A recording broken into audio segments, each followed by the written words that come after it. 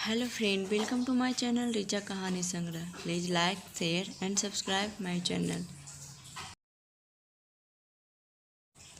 आज की कहानी ससुराल है या कोठा।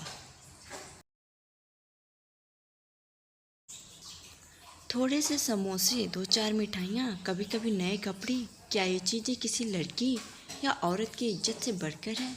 जब से इस घर में ब्याह कर आई हूँ, मुझ पर उसके साथ शारीरिक संबंध बनाने का दबाव दिया जा रहा है। क्या मेरा पति भी यही चाहता है? अंशिता रसोई में चूल्हा जलाकर दाल चावल बनाने की तैयारी कर रही थी, परंतु उसका मन कहीं और खोया हुआ था। अंशिता एक स्वाभिमानी लड़की थी। ज़्यादा पढ़ लिख तो नहीं पाई थी, परंतु जितना भी पढ़ी थी ढंग से पढ़ी थी। अंशिता के सारे सपने टूटते हुए दिखाई दे रहे थे, जिन सपनों को वो बचपन से संजोई थी।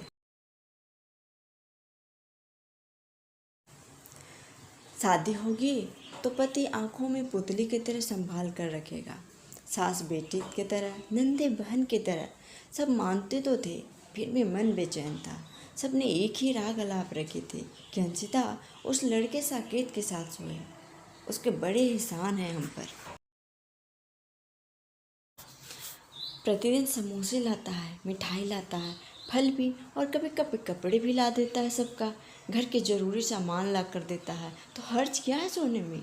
सास को तो साफ मना कर दी थी कि मुझसे नहीं होगा ये सब। सास ने गुस्से में तिल मिलाते हुए कहा था, मत मान मेरी बात, मत कर, जो मन में आए वही कर। ऐसो आराम से रह रही हो, वो भूल जा।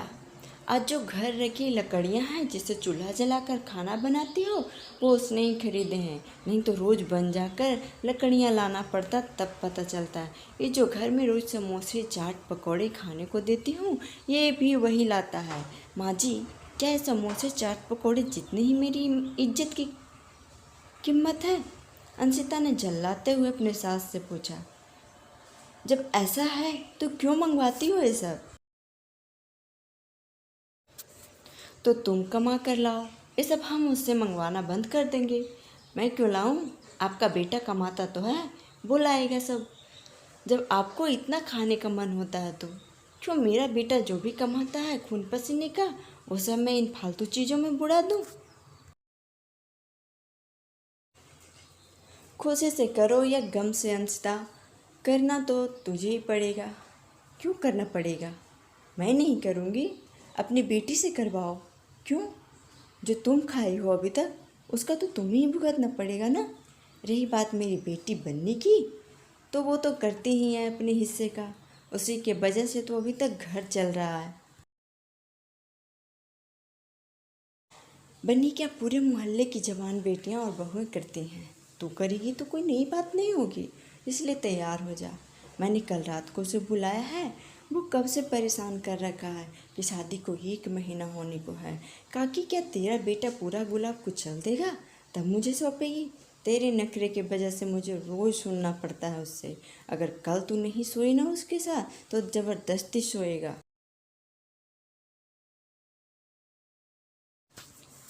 फिर रोज़ नए नए लड़के लाएगा।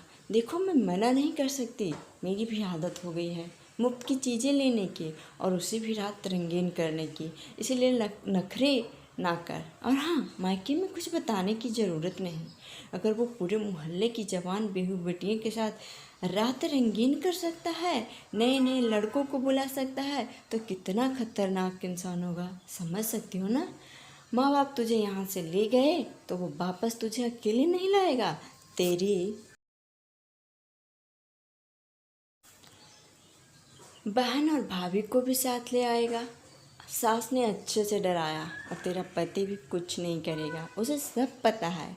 इसलिए उससे अपनी नाराज़गी जताकर उसे और गुस्सा मत दिलाना। दाल पकने को आई थी, परंतु अंशिता उस तरफ देख भी नहीं रही थी। हांडी से दाल उबलकर नीचे गिरने को हुआ तो अंशिता के पति ने आकर हांडी चूल्हे से उतारा। वो कब से वहीं खड़ा अंशिता को देख रहा था, और अंशिता को इस बात की कोई खबर भी नहीं थी। क्या हुआ? दाल जला देती अभी तो। कहाँ खोई हुई हो? उसने झकझोरते हुए पूछा। कहीं नहीं, बस यूं हूँ। बस यूं ही तो नहीं लग रहा। कोई बात तो है जो तुम्हें बहुत परेशान कर रहा है। चलो बताओ क्या बात है। माँ ने डांटा क्या? नहीं, तो क्या बात है? बोली ना कुछ नहीं। और तुम जानकर करोगे क्या? तुम तो पहले से ही सब जानते हो। शर्म कहाँ है तुम्हें? अपनी कमाई बचाने के लिए अपनी बहन को साकेत के साथ सुलाते हो। और अब मुझे अंशिता का पति गुस्से में चिल्लाता है, क्या बक रही हो? मैं अपनी बहन से छी।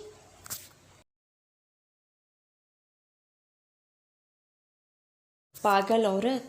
अंशिता का पति उस पर हाथ उठाने ही वाला होता है कि अंशिता उसका हाथ कसकर पकड़ लेती है।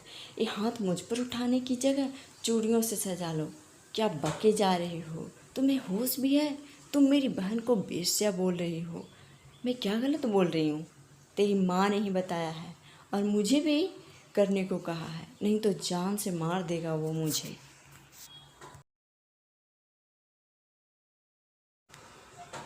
तेरी माँ ने तो कहा। तुम सब जानते हो? नहीं, मुझे इस बारे में कुछ नहीं पता। आज अब मैं स्वयं ही देखूंगा छुपकर, तब कहीं तेरी बातों पर विश्वास होगा। खाने के बाद माँ ने फिर से बेटे को नींद की गोलियों वाली दूध दी और वो दूध लेकर कमरे में चला गया। आज उसने दूध नहीं पिया और जो भयावह मंजर देखा उसका दिल दहल गया।